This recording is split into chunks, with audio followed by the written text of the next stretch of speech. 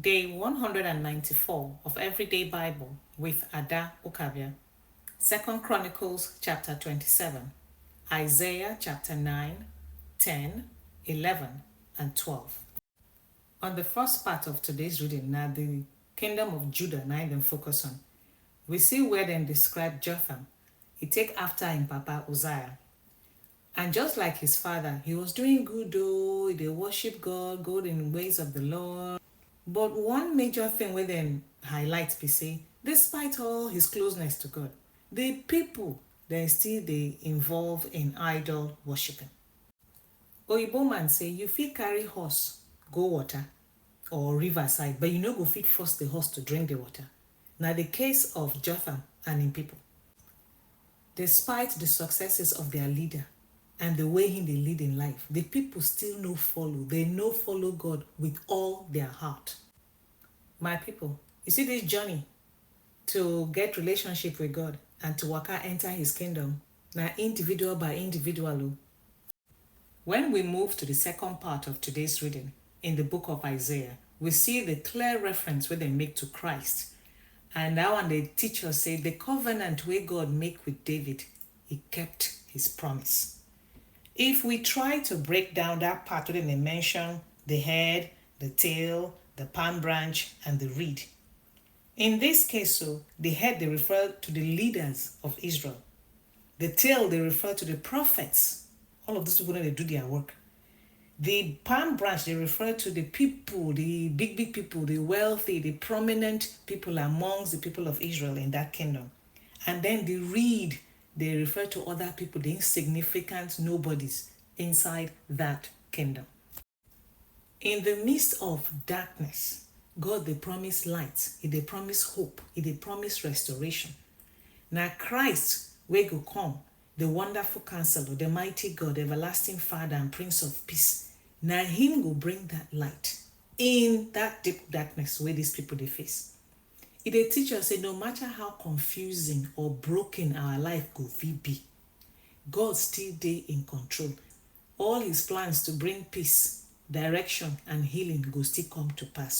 So today, instead of you today give into fear or you dey depressed, just waka lean on God alone. The one who go govern with justice and righteousness. He will bring everlasting peace to every situation.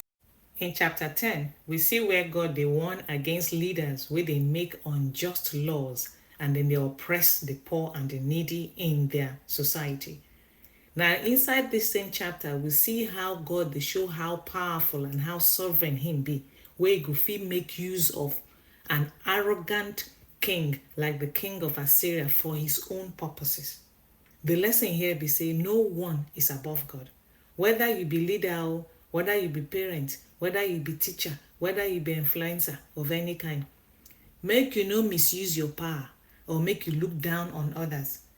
Because pride then say I ain't going to invite your downfall. So better be humble.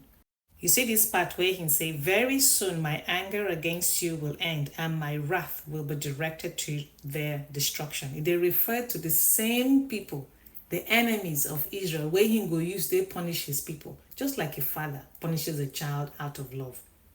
When God don't finish to use the arrogant king of Assyria to punish the people of Israel, him go back, deal with these enemies of Israel. After a while, remember, he they give his people the just punishment where they deserve because of their sinful ways. However, he no go destroy all of them. He will still keep survivors, a remnant, so that the covenant where he get with David will be kept. In chapter 11, we still see how they make references to the coming of Christ. In they speak of the king who will come from the line of David, from the family of Jesse. That king will rule with wisdom, justice, and peace. The chapter they also describe a world where even wild animals go live in peace together, and the kind of heaven, the picture of heaven where all of us they dream of. The lesson we say no matter how broken things look like today, no matter how far you don't fall from grace, God get plan for restoration.